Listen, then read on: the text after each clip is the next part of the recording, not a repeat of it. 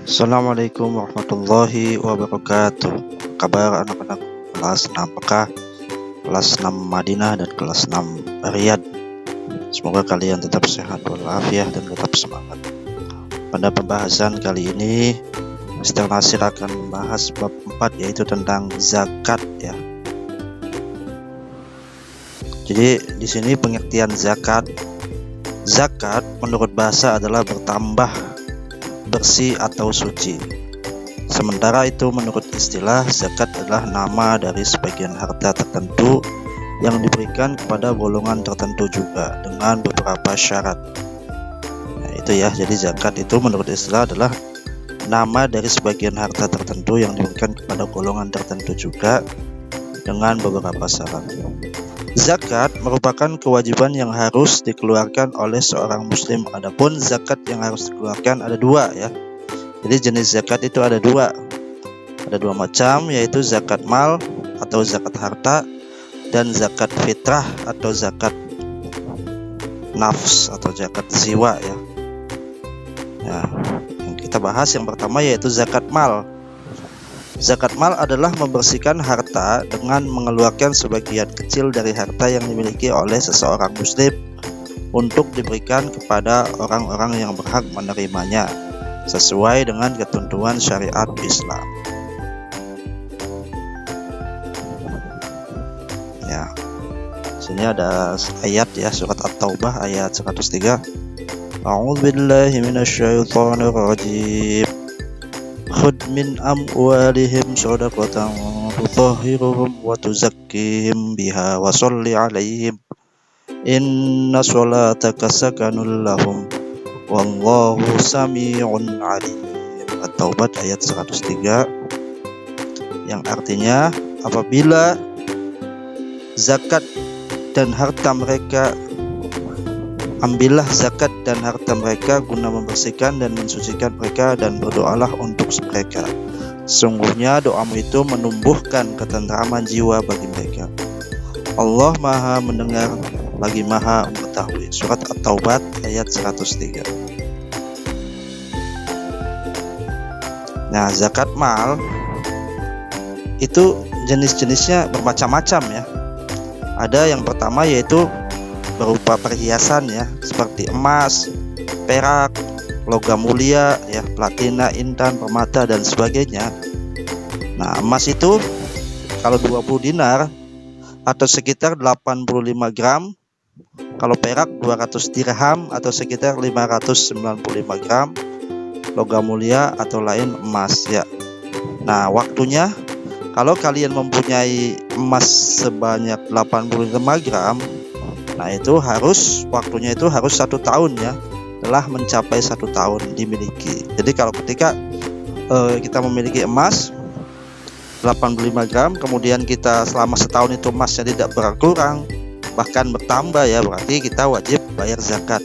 Berapa bayarnya? Yaitu 2,5%. Keterangannya, perhiasan yang wajib dizakati adalah perhiasan simpanan ya, perhiasan yang disimpan oleh kita ya, seperti logam perhiasan yang batangan seperti itu ya, atau perhiasan tapi tidak dipakai, disimpan. Nah, itu ya. Kemudian yang kedua, barang niaga atau perdagangan sama dengan emas, yaitu 85 gram ya. Jadi perdagangan kita senilai dengan 85 gram emas ya. Kalau diuangkan itu seandainya 1 gram itu 800.000 ya, berarti uangnya sekitar 68 juta ya, sekitar segitu ya. Ketika kalian mempunyai uang sebesar 68 juta selama 1 tahun ya, kemudian uangnya tidak berkurang bahkan bertambah ya, berarti kalian wajib mengeluarkan zakat fitrah, yaitu sebesar berapa? 2,5%. Tinggal dikalikan saja ya, 68 dikali 2,5%, itu sekitar ya, kita membayar zakat sekitar 1.700.000-an itu ya. Nah, itu ya yang kedua, barang perdagangan.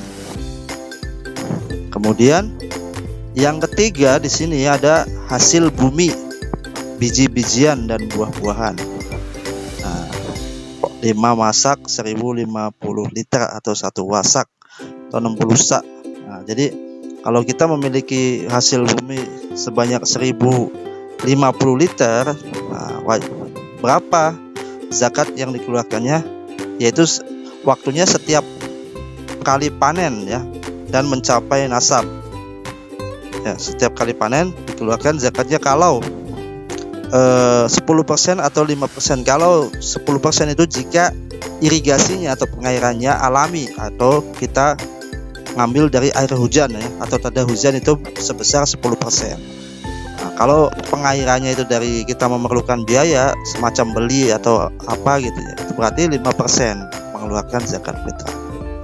Ini tinggal dikalikan saja ya, 1050 dikali 5% kalau yang pakai biaya, atau 10%. Nah, itu seperti itu.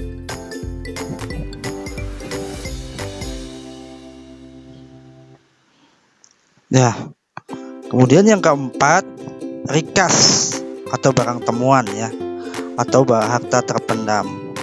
Di sini nisabnya emas 20 dinar atau sekitar 85 gram, perak 200 dirham atau sekitar 595 gram. Haulnya, waktunya yaitu haul mencapai 1 tahun. Jadi ketika kalian memiliki emas sebesar 85 gram selama 1 tahun kalian miliki, tidak berkurang bahkan bertambah, berarti zakatnya yang perlu dikeluarkan adalah 20% atau 1/5. Itu rikas atau barang temuan.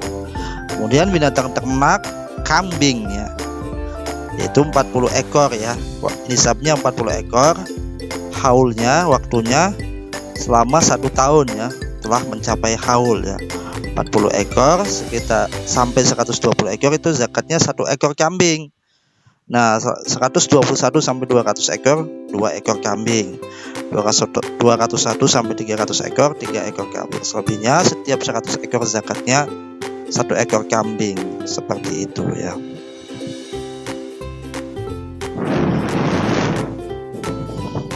Nah, yang keenam di sini binatang ternak, sapi atau kerbau ya.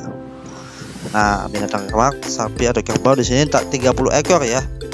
Haul telah mencapai setahun dimiliki ya. Nah, kalau 30 ekor sapi, kalau sapi 30 ekor ya. Kalau tadi kambing 40, kalau ini sapi 30 ekor. 30 sampai 39 ekor itu 1 ekor zakatnya selama 1 tahun ya. Jadi ketika 1 tahun kalian memiliki 30 ekor sapi sampai 39 itu wajib zakat 1 ekor sapi ya, atau kerbau ya, kalau dimiliki selama 1 tahun. Kemudian kalau 40 sampai 59 ekor itu 1 ekor umur 2 tahun ya. Kalau tadi 1 ekor umur 1 tahun ya, kalau ini 1 ekor umur 2 tahun. Kemudian kalau memiliki sapi atau kerbau 60 sampai 69 ekor, berarti 2 ekor umur 1 tahun.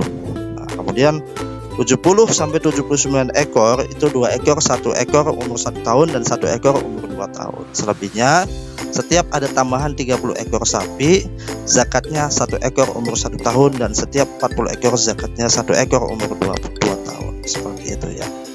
Mudah-mudahan kalian bisa paham nih tentang perhitungan zakat ya. Seperti itu. Nanti insya Allah kalau kalian bisa masuk pesantren, ilmu tentang zakat itu lebih diperdalam lagi.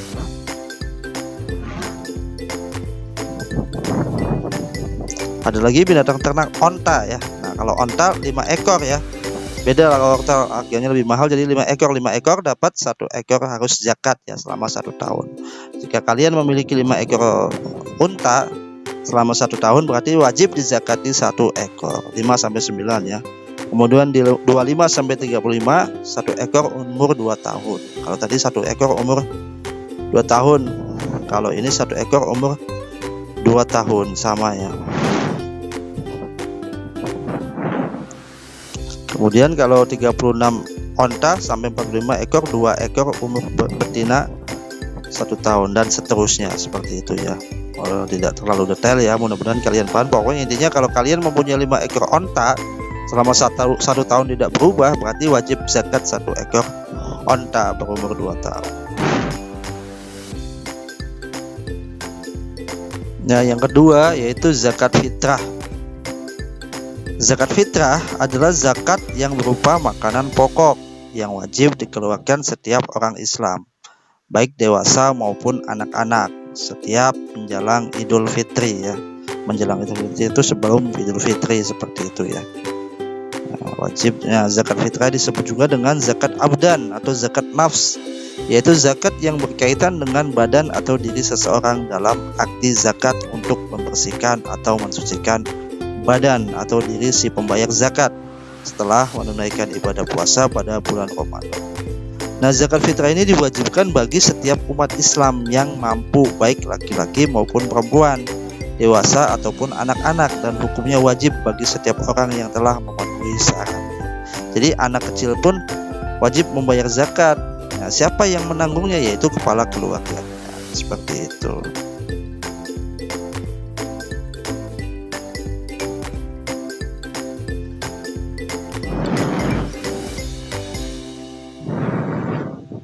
Di sini ada ayat wa aqimus sholata wa atuz zakata warka'u ma'ar raki'in, yang artinya dan laksanakanlah sholat, tunaikanlah zakat, dan rukuklah bersama orang-orang yang rukuk.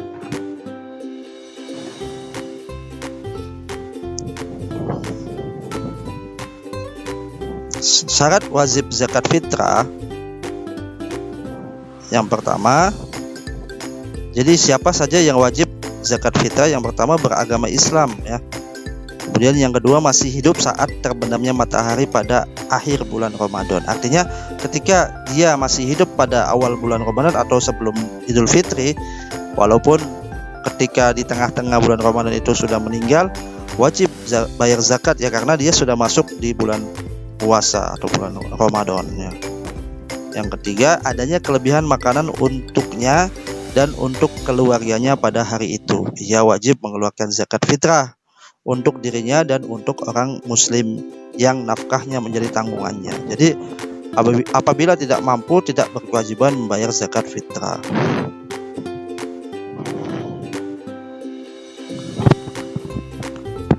Adapun syarat wajib zakat mal hampir sama ya.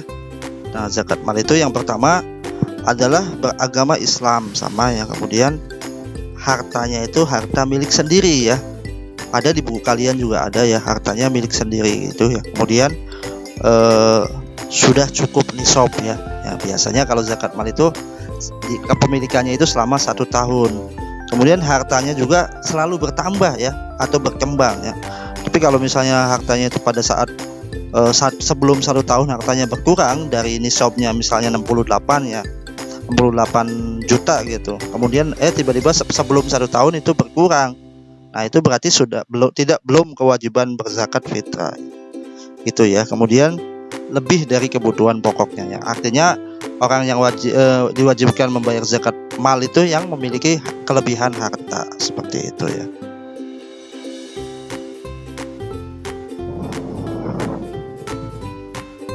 Nah, di sini ada waktu membayar zakat fitrah. Pengertian waktu mengeluarkan zakat fitrah adalah sebagai berikut. Yang pertama, waktu mubah ya. Maksudnya mubah itu kalau bayar zakatnya fitrahnya mah wajib, cuman waktunya ya ada yang mubah, ada yang wajib, ada yang sunnah. Waktunya mubah yaitu waktu sudah diperbolehkannya untuk membayar zakat fitrah, yaitu sejak awal Ramadan ya sampai hari terakhir bulan Ramadan, itu waktunya mubah ya, boleh dibayar ya. Nah, kalau sudah dibayar zakatnya berarti sudah menunaikan zakat fitrah. Kemudian yang kedua, waktu wajib adalah waktu yang baik untuk mengeluarkan zakat fitrah, yaitu pada akhir bulan Ramadan ya. Biasanya kalau di kampung Mister itu biasanya malam ya, malam takbir itu banyak yang mengeluarkan zakat fitrah tuh langsung tuh. Tapi tidak boleh bayar zakat fitrah itu setelah sholat Id ya. Setelah sholat itu berarti termasuknya haram ya. Nah, di sini nanti ada penjelasannya ya. Kemudian waktu sunnah adalah waktu yang paling baik untuk mengeluarkan zakat fitrah, yaitu sesudah sholat subuh sampai sebelum sholat Idul Fitri, waktu sunnah itu. Tapi ini jarang ya, karena emang waktunya sangat sempit sekali ya. Sesudah sholat subuh sampai sebelum sholat Idul Fitri ya. Sudah sholat subuh kan kalau hari raya kita sibuk ya, disibukkan dengan yang lain-lain. Nah, itu jarang di sini nih. Kemudian yang keempat, waktu haram ya. Nah, ini waktu haram itu yaitu waktu pemberian zakat fitrah yang dibayarkan setelah sholat Idul Fitri. Nah, dianggap sebagai sodakoh biasa ya, bukan zakat fitrah. Berarti zakat fitrahnya tidak sah ya. Ketika kalian membayar zakat fitrah setelah sholat Idul Fitri itu tidak sah zakat fitrah, masuknya ke kategori sodakoh ya, karena tidak termasuk waktu membayar zakat fitrah.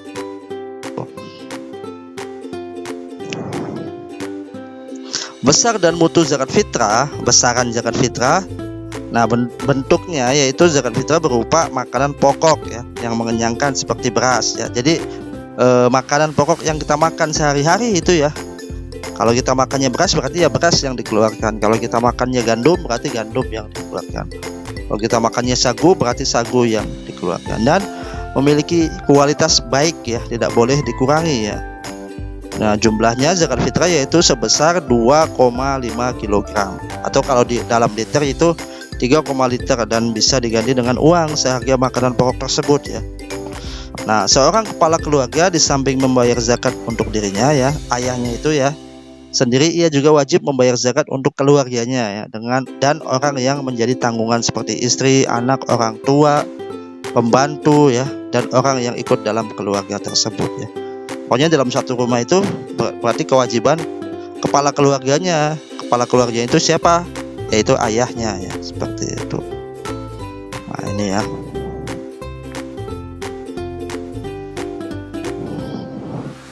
Nah, siapa saja orang yang berhak menerima zakat fitrah? Yang pertama yaitu ya, orang yang berhak menerima zakat fitrah itu disebut dengan mustahik ya. Mustahik zakat ya. Kalau orang yang berzakat disebut muzaki ya. Orang yang berzakat disebut muzaki. Nah, boleh kalian tandai itu di buku kalian ya. Kalau orang yang menerima zakat disebut mustahik ya. Mustahik zakat yang pertama yaitu fakir. Fakir yaitu orang yang tidak memiliki harta dan tidak mempunyai mata pencarian yang tetap. Artinya dia membutuhkan bantuan orang lain. Nah, itu fakir ya. Kemudian miskin yaitu orang yang mempunyai harta atau pekerjaan yang tetap tetapi tidak mencukupi untuk kebutuhan sehari-hari. Kemudian yang ketiga, amil zakat, yaitu panitia atau pengurus pembagian zakat ya. Jadi seseorang yang ditunjuk sebagai panitia untuk mengurus pembagian zakat. Yang keempat, mu'allaf, yaitu orang yang baru masuk Islam, yang masih memerlukan bimbingan dan pembinaan keimanannya ya. Walaupun mu'allafnya itu orang kaya, tetap ya berhak menerima zakat ya. Kenapa? Karena mu'allaf itu rata-rata keimanannya masih belum kuat ya. Jadi kita tunjukkan bahwasanya Islam itu agama yang baik ya, agama yang suka menolong. Makanya mu'allaf berhak menerima zakat fitrah. Yang kelima, hamba sahaya ya, atau perbudak atau budak ya, yaitu orang yang dijanjikan merdeka atau bebas. Nah, ini budak itu sudah tidak ada ya di zaman sekarang ya, karena budak itu adanya zaman dulu ya, zaman jahiliyah sebelum Nabi Muhammad diutus menjadi Rasul, yaitu perbudakan. Sekarang tidak ada budak ya, adanya pembantu. Beda ya antara pembantu dengan budak. Kalau pembantu mah dibayar ya, kalau zakat dibayar oleh majikannya, tapi kalau budak atau hamba sahaya itu tidak dibayar, itu seperti itu. Kemudian yang keenam, gharim. Gharim yaitu orang yang berhutang, yaitu orang yang tidak sanggup membayar hutang yang dimilikinya untuk mengatasi kebutuhan berjuang di jalan Allah Subhanahu wa ta'ala. Kemudian yang ketujuh, sabilillah, yaitu orang yang berjuang demi menegakkan ajaran Allah Subhanahu wa ta'ala.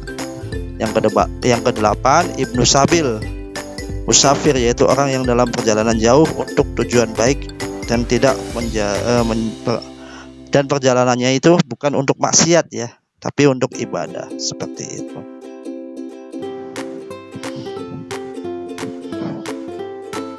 Nah, manfaat zakat fitrah, yang pertama, mengeluarkan zakat fitrah memiliki beberapa manfaat.